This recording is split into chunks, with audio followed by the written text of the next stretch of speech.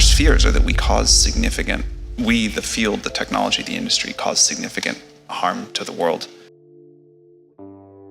I think if this technology goes wrong, it can go quite wrong, and we want to be vocal about that. We want to work with the government to prevent that from happening, but we try to be very clear-eyed about what the downside case is and the work that we have to do to mitigate that. Sam Altman, the herald of a new age, foresees a storm of job upheavals, the inevitable toll of any technological revolution. Like with all technological revolutions, I expect there to be significant impact on jobs, but exactly what that impact looks like is very difficult to predict. If we went back to the other side of a previous technological revolution, talking about the jobs that exist on the other side, you can go back and read books of this. It's what people said at the time. It's difficult. I believe that there will be far greater jobs on the other side of this, and that the jobs of today will get better. I think it's important. GPT-4 is no creature, no sentient oracle. It is a tool, a mirror reflecting our desires, a hammer to shape the future. First of all, I think it's important to understand and think about GPT-4 as a tool, not a creature, which is easy to get confused, and it's a tool that people have a great deal of control over and how they use it. And second, GPT-4 and other systems like it, are good at doing tasks, not jobs. And so you see already people that are using GPT-4 to do their job much more efficiently by helping them with tasks. Now, GPT-4 will, I think, entirely automate away some jobs, and it will create new ones that we believe will be much better. This happens. Altman's faith in humanity rises. As our machines grow smarter, so too must our lives grow richer, freer, more fulfilled. Again, my understanding of the history of technology is one long technological revolution, not a bunch of different ones put together. But this has been continually happening. As our quality of life raises and as machines and tools that we create can help us live better lives, the bar raises for what we do, and our human ability and what we spend our time going after goes after more ambitious, more satisfying projects. So there will be an impact on jobs. We try to be very clear about that, and I think it will require partnership between the industry and government, but mostly action by government to figure out how we want to mitigate that. But I'm very optimistic about how great the jobs of the future will be. What we do with our time, our purpose, our essence, matters more than ever in the shadow of the machines. We have tried to be very clear about the magnitude of the risks here. I think jobs and employment and what we're all going to do with our time really matters. I agree that when we get to very powerful systems, the landscape will change. I think I'm just more optimistic that we are incredibly creative and we find new things to do with better tools, and that will keep happening. My worst fears are that we, the field, the technology, the industry, cause significant harm to the world. I think that could happen in a lot of different ways. It's why we started the company. It's a big part of why I'm here today and why we've been here in the past and we've been able to spend some time with you. I think if this technology goes wrong, it can go quite wrong, and we want to be vocal about that. We want to work with the government to prevent that from happening, but we try to be very clear-eyed about what the downside case is and the work that we have to do to mitigate that. I mean, there is wide uncertainty, and there's also different definitions of what superintelligence is. Yes, 2 years ago, we thought we were on a pretty steep curve. I mean, we started OpenAI because we thought this was possible and maybe not that far away.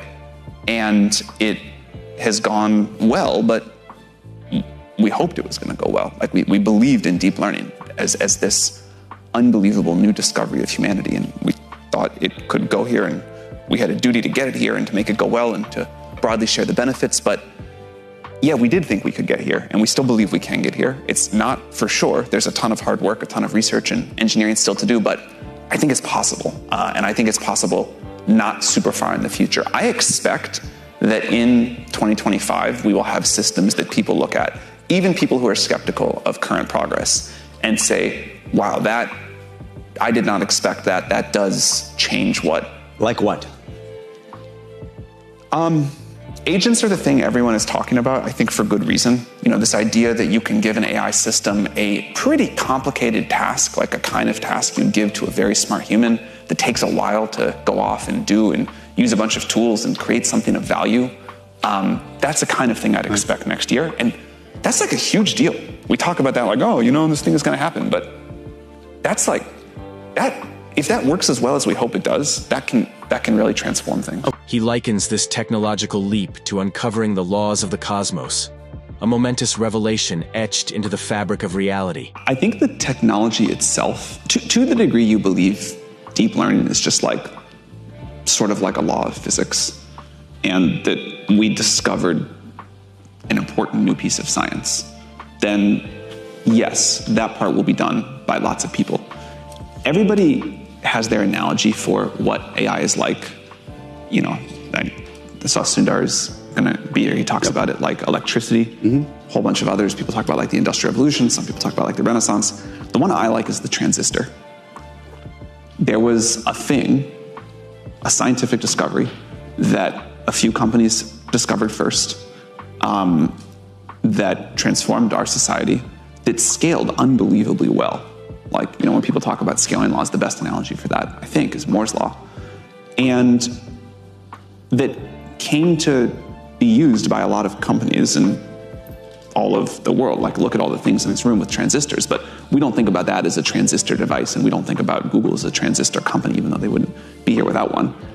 And I kind of think that's what's going to happen with AI. There will be shockingly capable models, widely available, used for everything. And it will be inconceivable to people in the future that the devices, the products and services they use are not really smart. And they won't all call themselves AI companies or AI products. And in that sense, in some sense, the AI itself, the reasoning engine nature of it will become commoditized. And that's fine, that's good. Like, science should be just diffused throughout society. And that's why we're focused on building things like ChatGPT. ChatGPT-4 is not just software. It's a glimpse into what could be, the harbinger of tomorrow's dreams and dilemmas. So GPT-4 has not surprised me at all in terms of reception there. ChatGPT surprised us a little bit, but I still was like advocating that we do it because I thought it was going to do really great. Yeah. So like, maybe I thought it would have been like the 10th fastest growing product in history and not the number 1 fastest. Like, okay, I think it's like hard. You should never kind of assume something's going to be like the most successful product launch ever. But we thought it was, or at least many of us thought it was going to be really good. GPT-4 has weirdly not been that much of an update for most people. They're like, oh, it's better than 3.5, but I thought it was going to be better than 3.5 and it's cool. But this is like, someone said to me over the weekend, you shipped an AGI and I somehow am just going about my daily life and I'm not that impressed. And I obviously don't think we shipped an AGI, but I get the point, and the world is continuing on. If we imagine a 2x2 matrix of short timelines till AGI starts, long timelines till AGI starts, slow takeoff, fast takeoff, do you have an instinct on what do you think the safest quadrant would be? So the different options are like next year. Yeah, say the takeoff, we start the takeoff period. Yep. Next year or in 20 years. 20 years. And then it takes 1 year or 10 years. Well, you can even say 1 year or 5 years, whatever you want for the takeoff. I feel like now is safer. So do I. So I'm in the longer now. I'm in the slow takeoff, short timelines is the most likely good world, and we optimize the company to have maximum impact in that world, to try to push for that kind of a world. And the decisions that we make are, there's like probability masses, but weighted towards that. And I think I'm very afraid of the fast takeoffs. I think in the longer timelines, it's harder to have a slow takeoff. There's a bunch of other problems too. But that's what we're trying to do. Jobs will vanish, as they always do, swept away by progress. But from the ashes, new roles, new meanings will emerge. I want to be clear. I think these systems will make a lot of jobs just go away. Every technological revolution does. They will enhance many jobs and make them much better, much more fun, much higher paid. And and they'll create new jobs that are difficult for us to imagine, even if we're starting to see the first glimpses of them. But I heard someone last week talking about GPT-4 saying that, the dignity of work is just such a huge deal. We've really got to worry. Like, even people who think they don't like their jobs, they really need them. It's really important to them and to society. And also, can you believe how awful it is that France is trying to raise the retirement age? And I think we as a society are confused about whether we want to work more or work less. And certainly about whether most people like their jobs and get value out of their jobs or not. Some people do. I love my job. I suspect you do too. That's a real privilege. Not everybody gets to say that. Mm-hmm. If we can move more of the world to better jobs and work to something that can be a broader concept, not something you have to do to be able to eat, but something you do as a creative expression and a way to find fulfillment and happiness, whatever else. Even if those jobs look extremely different from the jobs of today, I think that's great. I'm not nervous about it at all. I think it is a component of something we should pursue. It is not a full solution. I think people work for lots of reasons besides money. And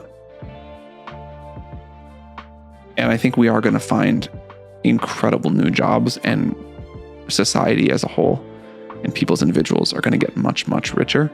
But as a cushion through a dramatic transition, Altman envisions a world where poverty is but a memory, where abundance is not hoarded, but shared among all. And as just like, I think the world should eliminate poverty if able to do so. I think it's a great thing to do as a small part of the bucket of solutions. I helped start a project called WorldCoin, which is a technological solution to this. We also have funded a large, I think maybe the largest and most comprehensive universal basic income study as part of, sponsored by OpenAI. And I think it's like an area we should just be looking into. I love that you asked them together because I think they're super related. I think the economic transformation will drive much of the political transformation here, not the other way around. My working model for the last 5 years has been that the two dominant changes will be that the cost of intelligence and the cost of energy are going, over the next couple of decades, to dramatically fall from where they are today. And the impact of that, and you're already seeing it with the way you now have programming ability beyond what you had as an individual before, is society gets much, much richer, much wealthier in ways that are probably hard to imagine. I think every time that's happened before, it has been that economic impact has had positive political impact as well. And I think it does go the other way too. Like the socio-political values of the Enlightenment enabled the long-running technological revolution and scientific discovery process we've had for the past centuries.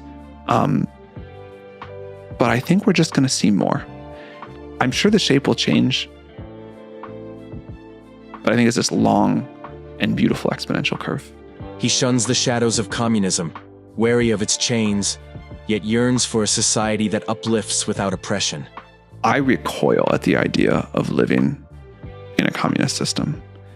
And I don't know how much of that is just the biases of the world I grow up in and what I have been taught, and probably more than I realize. But I think like more individualism, more human will, more ability to self-determine is important. And also, I think the ability to try new things and not need permission and not need some sort of central planning, betting on human ingenuity and this sort of like distributed process, I believe is always going to beat centralized planning. And I think that like for all of the deep flaws of America, I think it is the greatest place in the world because it's the best at this. I think that you can just do stuff in the world, and this is not well taught. I certainly didn't know it when I was 19. I was certainly under ambitious and working on the wrong thing. You learn quickly, but I wasn't sure about doing it at all. And I think the fact that the way that progress happens is people just work really hard and decide what they have conviction in and dedicate themselves to that. And that is like the only way that things happen and the world gets better. And that you don't need to like wait, or you don't need to get permission, and you can sort of, even if you're like totally unknown in the world with almost no resources, you can still accomplish a surprising amount. I think that. When AGI emerges, Altman hopes for a society that has not crumbled under its weight, but risen to its potential, unified and wise. What do you hope society looks like when AGI gets built? Or like, how do you conceptualize the positive version of this? And my answer to that has like evolved quite a bit over time. But I'll give you my current thinking, and I'm sure it'll change more. Well, actually, I'll start with my original conception. My original conception was at some point we like get over the threshold to this like self-improving superintelligence, and it's this magic thing in the tower that we can like ask any question and it answers it, and it's like constantly off figuring out how to improve the world, and maybe it's like sharing with us some UBI or something like that, and it's sort of at once like very utopic and extremely dystopic, but it did seem to me like where we were heading. With the way things are developing now, which I think for a bunch of reasons, which maybe we can get into if we have time, it's like 99th or 98th percentile good of all the scenarios I can imagine. What I think it looks like is AGI just sort of participates in society and in the economy, either mostly by being tools to make individual people more productive, but also in this other way, which I'll talk about. And that is that society is this like emergent, very complex phenomenon of creating tremendous shared intelligence and building blocks of technology, this like scaffolding that exists between all of us. Somebody contributes one insight about material science that lets someone else discover new physics, that lets another group discover another piece of material science that leads to another group developing the transistor, and we skip a bunch of steps, and society comes up with good institutions, and eventually we get those iPhones you all are holding. And you all holding those iPhones are dramatically more capable than your great-great-great-grandparents, even though the genetic drift is almost nothing. True superintelligence, he muses, is not isolated in one system but thrives in the intricate web between minds, both human and machine. The superintelligence is not what exists in any one neural network, not in yours, not in the AI's, but in this scaffolding between the neural networks. And so like the AGI is not the neural, it's not what exists in any one data center or in any one copy of the AI, but it's this like vast production and accumulation of intelligence and the technology tree that lets us, or us assisted by an AI, or even a fairly autonomous system, accomplish things well outside of the information and processing power of a single neural network. And that's kind of where I think things are going to head. It's certainly where I hope things head. And it's a very different, I think, conception of what the arrival of AGI looks like, and way more navigable, human compatible, whatever you want to call it, than how I used to think about it. I think the systemic mistake is always to assume that progress is about to S-curve off. And the inside view is that progress is going to continue to be dramatic. And somehow that seems really hard to conceptualize. So first of all, I think this is probably the best time, like maybe ever, honestly, but at least in a very long time, to be starting out your career, because you will get to surf the greatest technological wave maybe ever. And what that means is you can change courses many times because you will have this unbelievable tailwind.